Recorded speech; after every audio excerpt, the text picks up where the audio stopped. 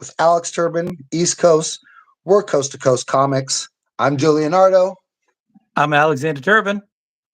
and we're here today to talk about one of our favorite films from the 80s, the animated masterpiece by Ralph Bakashi, bringing to life Frank Frazetta's unprecedented imagination to the big screen for basically the first and only time. And we're talking about Fire and Ice. Yep, 1983. And yeah, it is definitely a classic. But even though I love it, I probably have some negative things to say about it. Oh my God, we're going to butt heads, Alex. Mhm. It's going to be an That's episode okay. of That's Cisco okay. and Ebert. Yeah. So you want to start off and give us your thoughts on it? Well, my thoughts are that it's an unprecedented masterpiece, a high watermark of animation for any era, and clearly to this day and age, one of the best animated feature films ever created. Yeah, that sounds good. I can agree with that. But some of the things that I'm like considering is the fact that they did rotoscoping. I know that a lot of films have done it, and it looks good. But I also feel like it also um, leaves you. I guess it was faster and stuff, but it leaves me thinking that they didn't trust the artist and the animators to do it good enough without rotoscoping. I don't necessarily think that's really probably what it was. I mean, Ralph Bakshi, for the most part, well, I mean, it's hard to say. But when you look at like a lot of his films, they all have the rotoscoping, except for the very early one, like Fritz the Cat. I'm guessing doesn't have any of that, and also Wizard War doesn't have any rotoscoping in it either. I don't think so. Right. I mean, it probably does have some in some areas, more than likely, like maybe some of the fairy princess stuff. You know what I mean? Yeah. Like, do you know the film I'm talking about? Yeah. Oh, yeah. Um, The, so maybe I want to say there probably is even in that, and then we know, we know that um, say all the evil minion scenes and that were not yeah. rotoscoped exactly, but it's a sort of early form of that, which is where he's just like filming live footage and then putting a sort of filter across it of some kind. I want to say, Yeah. That's what they did with the Return of the King or Lord of the yeah, Rings, well, rather. yeah, the Lord of the Rings Towards is the Rob end, Bakshi. anyway. Yeah. Huh? Well, it was whenever the orcs appeared. You know what I mean? Like Yeah. whenever the Yeah. orcs showed up, they were done in that very cheap sort of rotoscoping where like it's not even rotoscoping technically. Like I said, I want to say they're just filming, actors as live footage in these very, sort of mom's basement looking costumes, and Yeah. and they're just throwing some sort of like super basic uh kind of filter across it. I mean, I'm not 100% sure exactly what kind of technology was used to create that effect, but it was, it's not great. I think we can all agree on that. Yeah. Which is really a shame because like Return Lord of the Rings is like a lot of it is supremely done, and then they go to some of that. But I think Fire and Ice, none of that is. It's all traditional rotoscoping. I think. Um, but it's you're right. The animation it looks really nice, and it's just a thought of process versus the final product, I guess. Quick shout out to GTO Phase, who just Mm. threw out a nice yo and subscribe to your channel. So thanks Awesome, for awesome. showing up, buddy. And thank you for Yeah, subscribing. That's so cool. Thank you to everybody that's here and who's watching right now. Thank you to everybody that's going to watch these videos later. Um, but yeah, I want to say that I think, I mean, because Disney rotoscoped, obviously, like a yeah, lot of Disney stuff is rotoscoped. And I yeah, think it just became a mainstream form of getting to that level of fluid movement that all animators are looking for. And Ralph Bakshi was able to use it with like, I think like soon as he applied it for the first time, he was like, became conscious of what he could achieve when using it. You know what I mean? Like the level of reality, like say between Fritz the cat and Cool World is very different. You know what I mean? Yeah, Or yeah, definitely. like I mean, he's really able to achieve something much more photorealistic by rotoscoping, which is why Disney did it, Right. which is why they all do it. Now, I Yeah. personally think it's masterful. Like I think it was brilliant, especially when you think like how he was able to achieve that stuff because he filmed all that in just like a warehouse with like boxes and stuff for people to climb on. Like, the tree Yeah. sequence, at the Yeah. beginning of the Yeah. film, he just films that over a big set of like 3-story scaffolding that they built in a gymnasium. Yeah. Yeah. Yeah. And And then so they he's have just rotoscoping the figures climbing, and then they bring in those beautiful, oil painting artists who just do extraordinary. They're like just channeling Frazetta with those gorgeous backgrounds they create. And then when you put the two together, it's literally the first time ever, in my personal opinion, that we've ever really seen Frazetta's imagination like unleashed on the yeah. screen. Oh yeah. As a kid, I grew up seeing like the Frazetta paintings on posters and stuff, and you go into like Pier 1 Imports, and you pour Yeah. over all the poster, Oh setup where yeah. they're all Yeah. sitting there, Yeah. and you're just looking at those gorgeous Frazettas all blown up, to poster size, and just thinking like, oh my gosh, like I'm gonna see a Yeah. movie Yeah. that looks like this. Yeah. And my It's a first shame they experience didn't with make them, more. yeah, I know it really is. My first experience with the film was like I know I'd seen it on Siskel and Ebert was like the first place I spied it. I was watching an episode and they were critiquing the film, and I Yep. was just like blown away. I remember they showed the sequence where Larn slays the lake monster or whatever, Yep. Yep. and it just was stunning to look at as a little comic book kid, who just seen Star Wars and that kind of thing, and your just mind is really blown away by everything that's happening in cinema and storytelling and all that kind of stuff. And wow, I've never seen anything in my life that looked like that good. And Right. it just like blew apart my imagination for the longest time because I looked for this film everywhere and could never find it, could never see it, and then I just completely forgot about its existence. And then Yep. 5 or 6 or 7 years later or something, I finally came across it at a video store. And then did you buy it or rent it? It was Oh at a no, well I rental. couldn't buy it. It wasn't for sale. But Yeah. it's one of those ones you rent every weekend when you go or whatever, what I mean? You just rent it Yeah. again Yeah. and again and again. Yeah. So is that book that you have, is that a Frazetta book or is that a Fire and Ice book?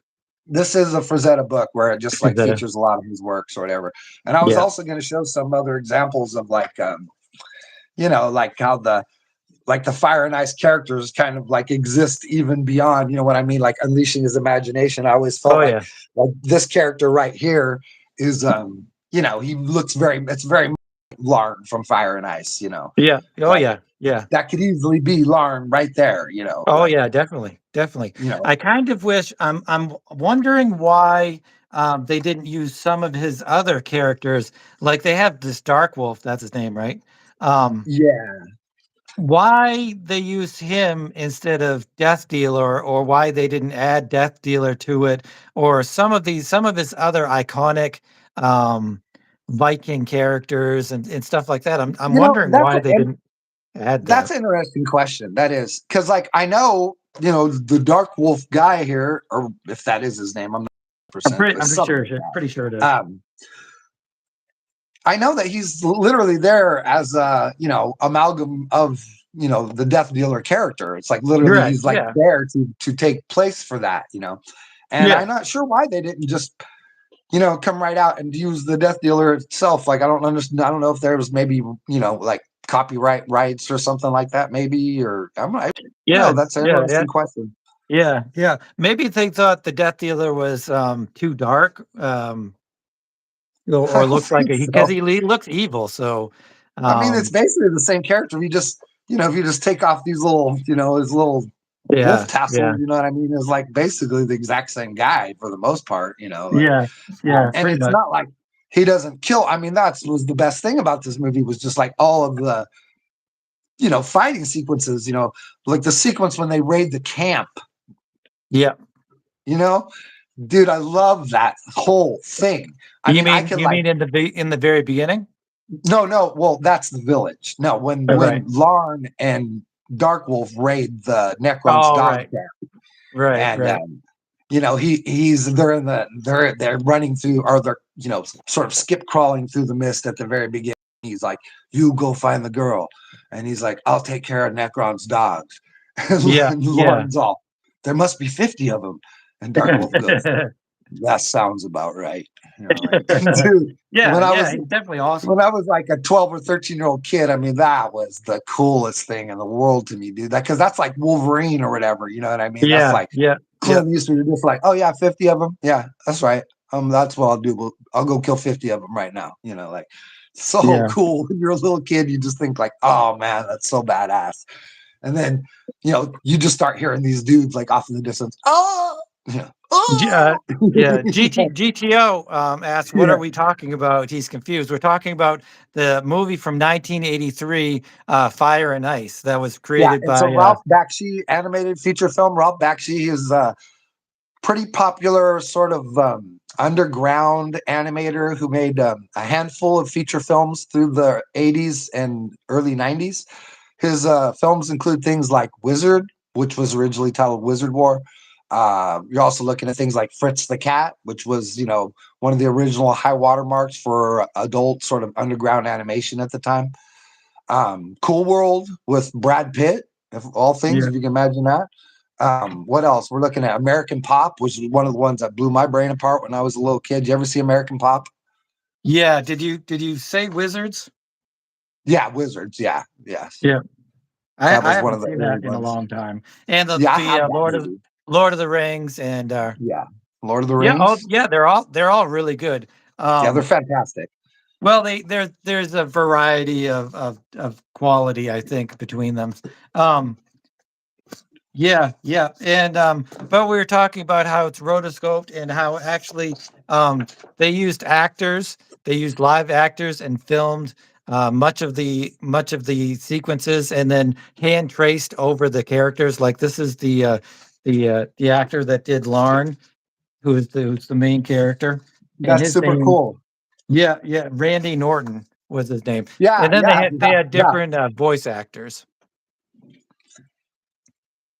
Yeah, GTO phase, I feel you. The Lord of the Rings is really one of his high watermark films. So like I totally get you with that one. But yeah, I've never seen the actual actors, but like I am familiar because you see the titles at the end or whatever. Yeah, You yeah, always would wonder if they ever went on with anything else with their career. Did they ever get to make anything else, or that kind of thing, or if right, this was the right, one, right. the one opportunity Yeah, to be in something. yeah, yeah, yeah. I mean, you can Google him. I don't know, if what this guy did, but the one that did Tigra is, she did several other things too after that. Cynthia Leak. They have two different actors though. They have like the physical actor and then the voice actor. Yeah, And the voice actor. Yeah, yeah, yeah. Cynthia Leak was the physical actor, and then Maggie Roswell was the voice actor. So This other one too, dude. Like I always felt like this was like full on like Necron's dogs right here. You know what I mean? yeah, oh yeah, yeah. It's funny how those the Necrons, what are they actually called? They're like, Necron's Dan dogs. Necron's dogs. Do you think they are supposed to be, picks from, Robert E. Howard's? I don't know. That's you could be right, but I mean, I think you have to separate the world of Fire and Ice from the Robert E. Howard stuff with the Right, right. thin, you know what I mean, with the thin membrane or whatever. Like, even Yeah, oh though they're yeah, both, definitely. essentially they are the same thing. Like there is got to be a thin veil between them or whatever. Because Frazetta's covers multiple worlds. You know what I mean, and he Yeah. covers multiple characters that were you know literary characters, whatever. Like Bran McMorn and Cull and oh, who's the Puritan guy we were talking about a while back? Solomon Kane. Yep. Solomon Kane. Yeah, yeah. And Yeah. I mean, Yeah. and then Frazetta's painting. Frazetta's painted Michael Moorcock. Frazetta's painted that redheaded guy with the beard. What's his name? Kane, the first man or whatever. Oh, I mean, oh yeah. Yeah. he's painted. He's painted Doc Samson. So Oh yeah. his Yep. his So world is the So Slightly different thing, I want to say. before we get too further into this, why don't you give a little rundown of what the show's plot was? What, Fire and Ice? Yep, yep. And I'll try to. I have a few of these. We're very decisively un high tech, so I'll try to. I'll try to manage the characters with some of the plot that you're talking about. But yeah, like for anyone who doesn't know about the film, it doesn't have like too wild of a premise. It's just an ancient, forgotten age of Earth, we'll say, during like a dinosaur period, and a evil sorceress has given birth to a powerful sorcerer's son that she's raised in all kinds of dark magic, and they have used their powers to create a giant glacier of ice that they have built a palace upon. That you literally like move the palace to the west from the north, conquering lands as they build this massive glacier and push it further and further, along the face of the earth, which is a cool metaphor for ice age. Yeah, And yeah, then definitely. off in the west, we have this kingdom of primitive men living, in a jungle where they're protected by a sovereign lord who lives and has made his kingdom at the base of a giant volcano, which they've tamed, and that's called Fire Keep. So we have Ice Peak, which is the giant glacier, and we have Fire Keep, which is this massive volcano that they've tamed for power and energy that they live at the base of. And these two conflicts are going to come together in an epic battle of the face of the earth on who would be more powerful, fire or ice. And it's so epic and cool. It's just not even funny. And we come across this young dude, Lauren, who's in the middle of an ice village or a jungle village that's on the verge of being destroyed by the ice glacier. And they are destroyed. And literally, as his little village is like overrun, he has a bunch of like these Neanderthal dudes just overrun all of them and slay all the men, and he manages to escape only by being knocked out. And this shot right here literally looks like that sequence when Oh yeah, when the 8 men like first invade the village or whatever. I mean, it yeah, literally looks exactly like this shot, almost like verbatim. So terrific. And then shortly after that, we're introduced to the Princess Tigra, and she's the daughter of the king, and they're living this beautiful life. And she's a very well kept, well taken care of, like, beautiful Frazetta woman that we've all come to see in all those amazing posters and images that Frazetta paints, literally brought to life for the very first time. And they're in the middle of a talks between the good guys and the bad guys about trying to make some sort of peace, but the bad guys are really just there to kidnap the king's daughter. And that's what brings all this into conflict. They kidnap Tigra, who is the female or heroine, and escape with her into the jungle, a bunch of 8 men after killing her handmaiden.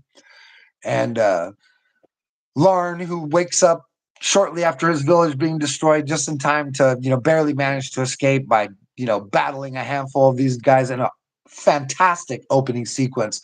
I absolutely love the moment where he grabs the giant mace and just clubs that guy in the head with it. yeah, yeah. That's Dude, awesome. that's so awesome. And then that whole sequence where they run through the trees and he's just chasing, and it ends with this fantastic leap from the top of the trees, like Yeah, the first Rambo. yeah. You know what I mean? That's what I thought when I saw that for the first time. I was like, oh, just like in Rambo, like so badass.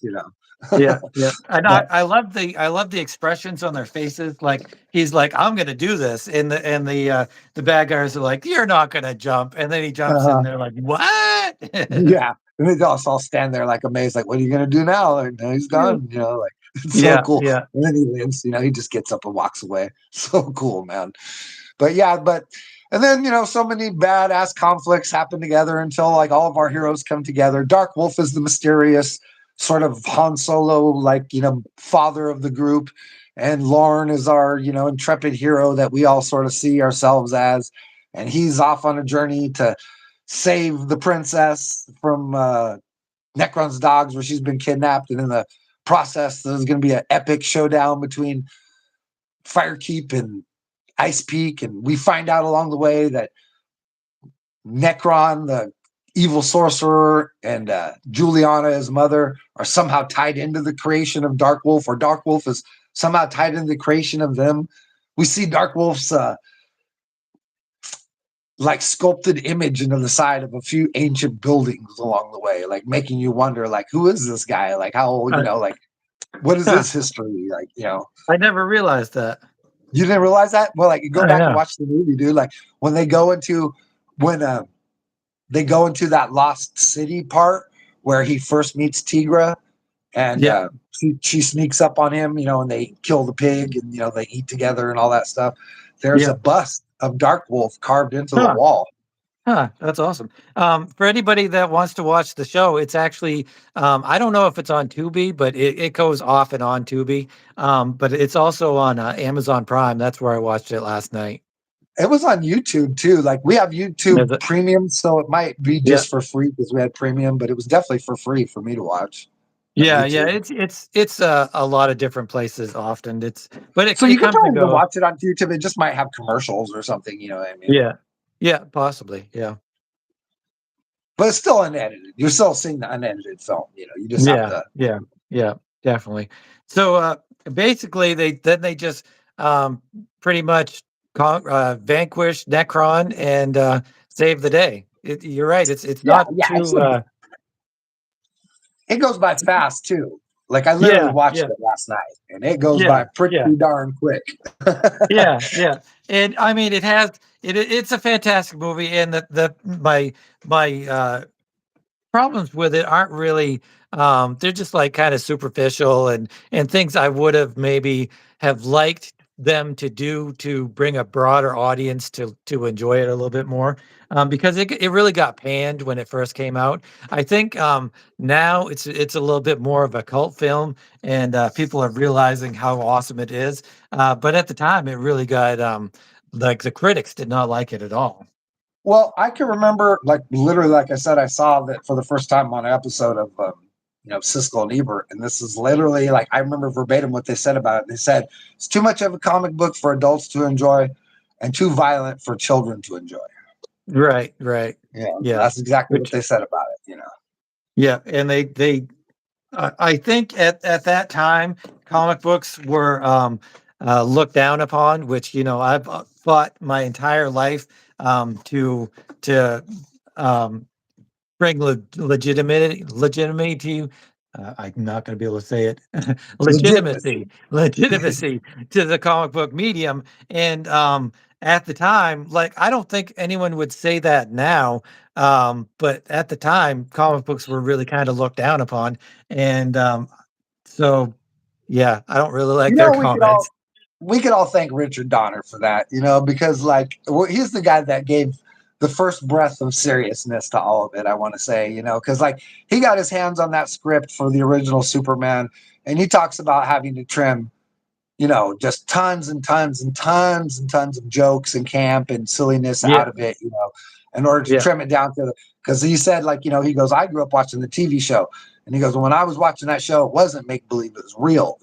yeah, And he goes, yeah, and I need it to be that way for me for the film too.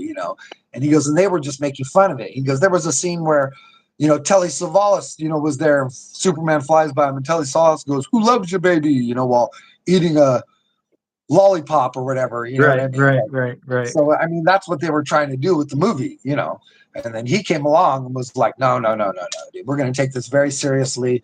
I recall in the making of that film, he makes everybody that walks in and out of the studio, the word verisimilitude is written on the top of the wall. Do you know that story? No, Well, verisimilitude is absolute. It's like Latin for the absolute truth. And he was like, everybody that comes on the set, everyone that's dealing with this movie, he goes, they know that when they cross through that door, all we're about is the absolute truth of who Superman is. He said, there's no jokes. yeah. None of this is silly. None of this is played as a game.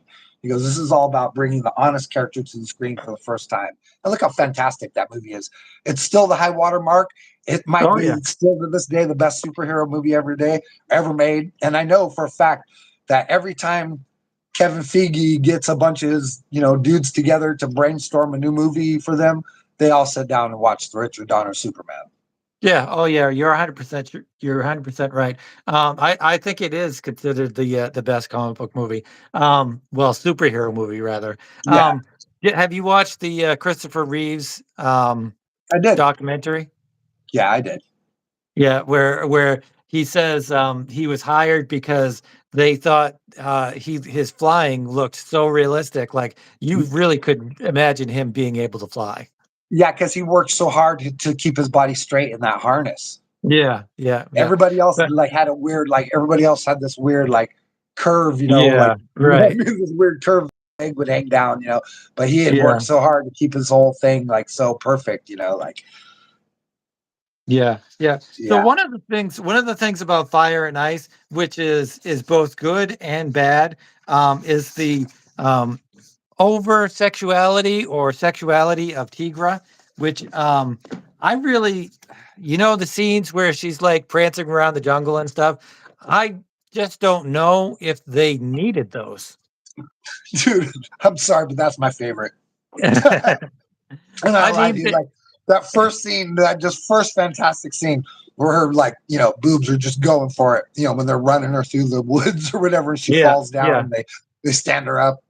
Dude, it's there for a reason. And like I always want to like, I mean, I'm not trying to sound like some sort of chauvinist or something because I have right, right, twin daughters, man. I mean, I raised daughters.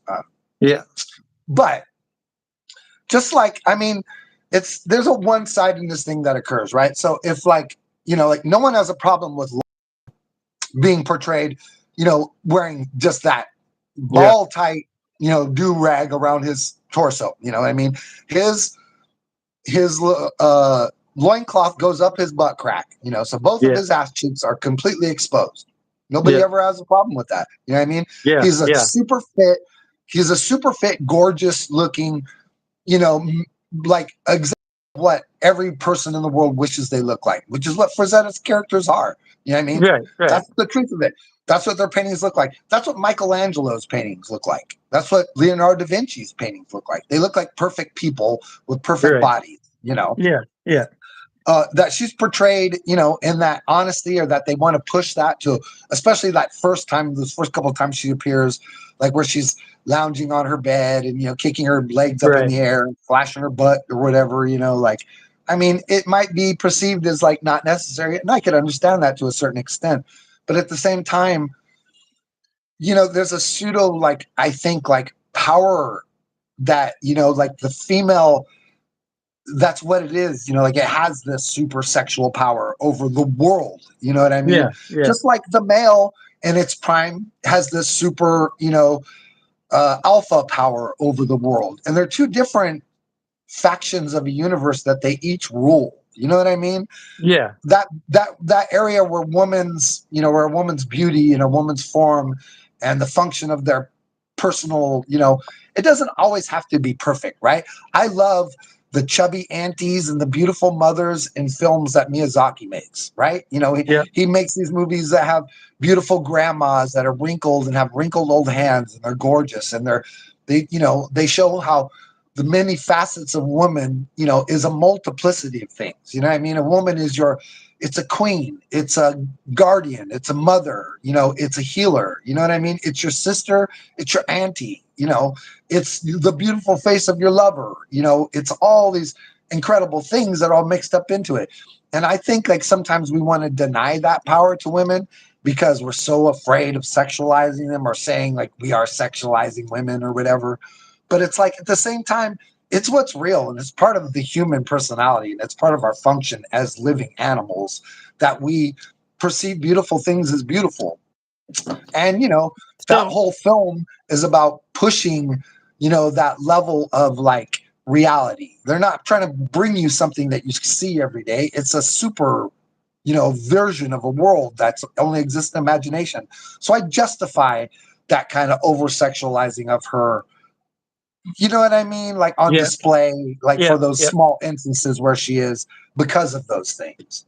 Well, you Sorry to go can't. on a rant. No, no, no. I mean, it's. I think that is a great topic for talking about what this is, because anybody who I think anybody who really enjoys Frank Frazetta's art in particular is really there for the figures and his his perfection of the anatomy and just the human form. I mean, all of his other stuff, his monsters and all of that stuff is really awesome. But you're really loving Frank Frazetta for his female form figures and his male form figures, I think. No, absolutely. I agree with that 100%. And just in all honesty, for me and my art in general, like most of it is derived from my love of fetishizing the human form, both male and female. Like I love to draw super buff, super beautiful people, Yeah, man. I don't yeah, know why. yeah, Like I yeah, just love to. Like, it's yeah, just like my favorite thing to draw yeah,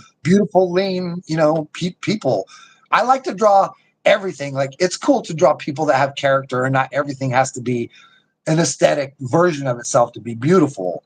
But I would be lying if I said like, I don't draw super buff guys, with perfect bodies, and I draw super, fit women with giant, boobs, and right, right, hey, I'm yeah, guilty of all that.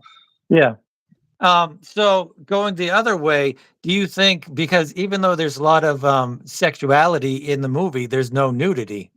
Is there any nudity? No, there isn't any No, nudity, and no, I'm there's just no like the full. violence is also kept to a pretty cartoon level as well. You know what I Yeah, mean? yeah, There there's isn't no blood. like there is violence and it looks very real, but there's no blood and there's no Yeah, guts and there's no decapitations and there's no hands flying off. There's no heads flying off. You know what I mean? It's very much like a Frazetta painting.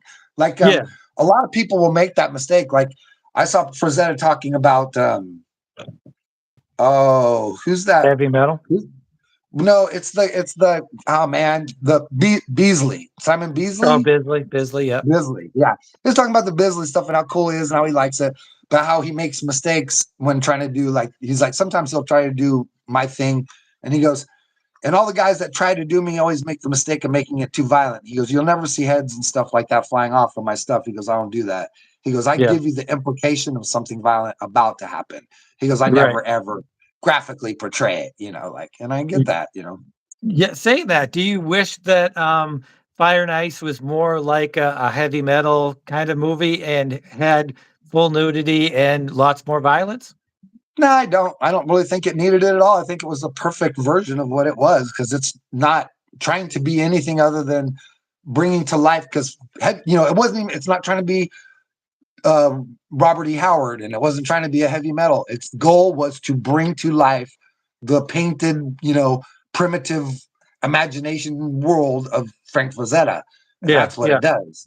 Yeah, yeah, it does it perfectly. Like I said, the only real parts I have with like the beginning of the Tigra scene where she's in her palace, I that's totally great for me. And I love the scene where she's actually captured by the bad guys and then she escapes and they go through that whole scene. But the scene where she's kind of just frolicking around, it's maybe a 5 minute scene or something like that. It just seems like it's kind of tacked on there because they didn't really know what to do with her. Well, any given time too. I mean, Frank Frazetta was one of the producers on this thing and I Yeah, mean, and he yeah, likes that stuff, you know what I mean? So that's probably from him, you know what I mean? I would yeah, imagine yeah, him I'm like, I mean, those guys didn't come from a time when, everybody could just, look at whatever they wanted on their phone, you know what I mean? And one yeah, time putting sexy stuff like that in the movie titillated people and, wasn't just yeah, looked at as yeah, like a distraction or whatever, because there wasn't that stuff everywhere, the second you just picked up your device. yeah, yeah. That's why, like, Yeah, that's why there used to be like love scenes in movies like Terminator and stuff. You know what I mean? Like, right. if you're paying attention to the whole history of it, it's like once that's one TV shows and stuff like on HBO could push it to a point to it's nearly pornography. You know what I mean? Like, say, like the love making scenes in Game of Thrones or something like that. Oh yeah, yeah, Then it's no longer necessary to have that scene in the middle of the Terminator movie where they stop and everyone gets naked for a minute to give everybody that right, paid $7 right, for the movie the justification, like, oh, okay, I got to see some action, I got to see some titties, like, right, you right, know what I right. mean?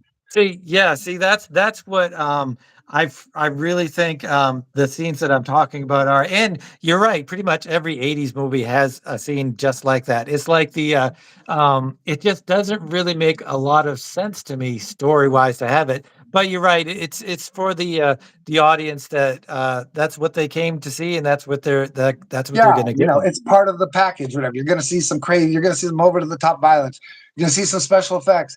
Maybe you see a titty or two, or a Yeah, butt cheek, yeah, like yeah, yeah, yeah. and that was titillating for everybody and part of the package, I would imagine. Like I said, in a time when it wasn't at your fingertips everywhere. Right, right, But right. real quick, this is a page I'm doing for a comic I'm working on with some friends, and you've worked on it before. You're on the first Yep, issue of this, yep. which is Crom, and as you can see, my Crom is basically just Larn from Fire and Ice or whatever. Uh-huh. I'm just a big Fire and Ice guy, and I just thought I'd take advantage of this thing to Yeah, it's go ahead awesome. and do something like that. But I also wanted to show this real quick too, and this is the one I'm working on right now, and this is a double pager or whatever, and Awesome. you can see like it starts over here, like it has this like one at the top, and it's like it's like it's like this one is like he's walking along or whatever, and then he hears something, and then we see something like open its eye, and that's something that hurt him, and then he stops or whatever, he's like uh-oh, and then we come over here and we see like this silhouette. It'll all be in silhouette when it's done, of the mastodon corpse or whatever, and he just steps out his arm in frame, and then we have this really cool double panel. You see that a little bit, Yeah, yeah. some like cave apes and stuff, and be like a bunch of monkeys feeding on it, and like So and that, there's a new Fire and Ice comic book, right? yeah, I believe the Frazetta people are The Frazetta girls. yeah, like they've got a whole, like they're bringing a whole bunch of stuff to life from the Frazetta universe now. Fire and Are Ice you is gonna just are one you of them. gonna get any of that stuff? I haven't yet, but they're only like, they take quite a while to come out. But the Yeah, art on them yeah. is beautiful. Like I don't know if you've like I've seen a stopped little and bit. man, the guy is working on that. Like I don't know how much time it takes him to do it, but those are pretty gorgeous looking stuff, man. I was pretty Yeah, impressed by what I saw.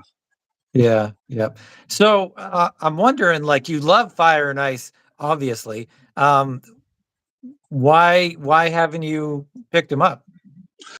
Basically because I don't go to comic book. I can't hardly get to a comic book store anymore, Yeah, and I just very rarely ever buy things online. I don't really like ever using my credit card for online purchases if I can avoid it. I yeah, mean, I don't buy stuff from Amazon.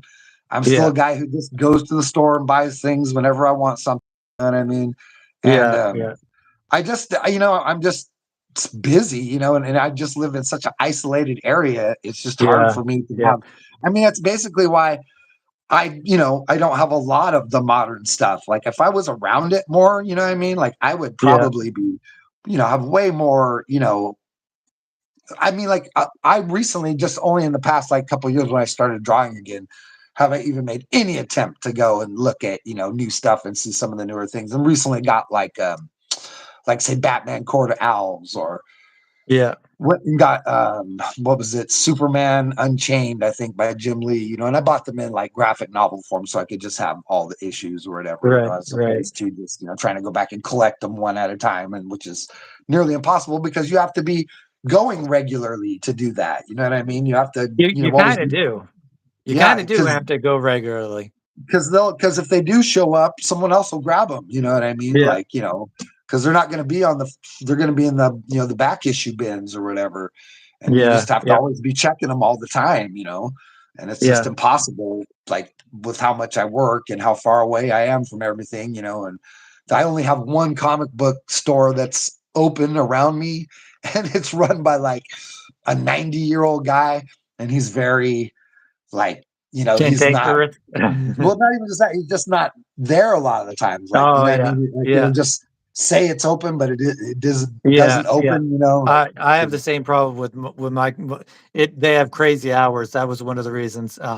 But I'm afraid that I'm not getting some of the new stuff that I look at, and I think that I would like it. I'm afraid that I'm just getting too old. Like the new Savage Sword of Conan. Like, why haven't I gone and gotten those? Am I okay, so just like too old? I did go out and I did buy some of those too. Like, not I don't know if it's Savage Sword, but I did go buy like the Dark Horse Conan stuff. Like Yeah, yeah, it had it got like I want to say it had maybe like 10 or 12 issues in it. It wasn't yeah, mind-blowing stuff or whatever. Like it was all right. But it did have like what was odd, I guess this is what something I felt like it was a little odd, was that it had like it had the Storm Giant's daughter in it yeah, or yep, whatever. yep. But I have that. then, and I thought it was going to be like, I thought it was going to be literal interpretations of like Robert E. Howard stories, like the Marvel Right, stuff was at the beginning. right. But then Yeah, directly after it did Storm Giant's daughter, it just went off into some, fake Conan pastiche that they wrote or whatever, right, right, right. which was I think they wanted to start out. It's kind of like the original Marvel books. They started out with Red Nails and some of the other Robert E. Howard stuff, and then they went off on their own tangents and their own stories and stuff. So I kind of think that's what they were trying to do too.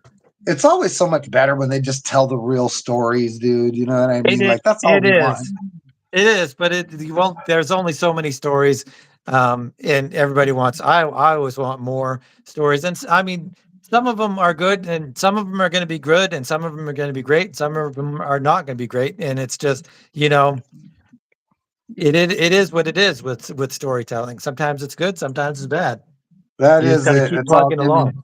That's all you can, and it's so funny because um, it's like film people always think they could do it so good, but it's like no one usually ever does it better than it's done in a comic. You know what I mean? Yeah, yeah, yeah. I mean, that's the same thing with novels and stuff. But I was reading that Robert Rodriguez in 2010 was trying to get Fire and Ice made as a live action, I had and heard that too, and then it yep, just and fizzled out, I guess. well, I don't know what happened to it, but Sony ended up with the production in 2015, I think, and they gave it to him to do. And so I don't know what's happening there, why we haven't seen a live action Fire and Ice. But that would be awesome. Well, to be Certainly. honest, I would be less interested in seeing a live action one, and I'd be more interested in seeing a sequel Yeah. done Yeah. in the same style, but with today's technology. Yeah. Yeah. Yeah. That would definitely be awesome too. Because like when you talk to Ralph Bakshi, like what they wanted to do was to make a animated film that looked like a Frank Frazetta painting. You know what I mean? Right. Like, Right. And they did it. but They totally did well, it. they got pretty close as the technology would allow. But now you could really do that. Like you could really make it look like an oil painting. You can make the Oh, characters oh, look yeah, like you're painted. 100% right. Like as a matter of fact, like I watched that movie Flow last night. Have you seen that yet? Oh, I haven't watched it yet. Is it good? It's stunningly good. Yeah, stunningly and good. that looked just like that. That was the whole movie looked like a living painting. Yeah, The maybe I'll whole, the watch whole it. film. Maybe we can review it next week. Oh Next yeah, dude. weekend. It was I loved it, man. It was gorgeous. It's just like, it doesn't have any talking in it, you know what I mean? But it does communicate everything it needs to communicate. Yeah. Beautifully directed, you know what I mean? Like the animals all come to life and all have very vivid, real personalities. Me and my daughter were watching it, and we found ourselves like saying the lines that they should be saying at the Oh time, yeah, seeing yeah, they can't yeah, talk, yeah, because it's so yeah. obvious, like what's happening or whatever. That was pretty That's great. cool. That's cool. I can't wait to watch it now. It wasn't very long either. You know what I mean? It's only about an hour and 20 minutes or something like that. It was a tight, quick little thing. It was very moving and, it's powerful, cool, just very cool.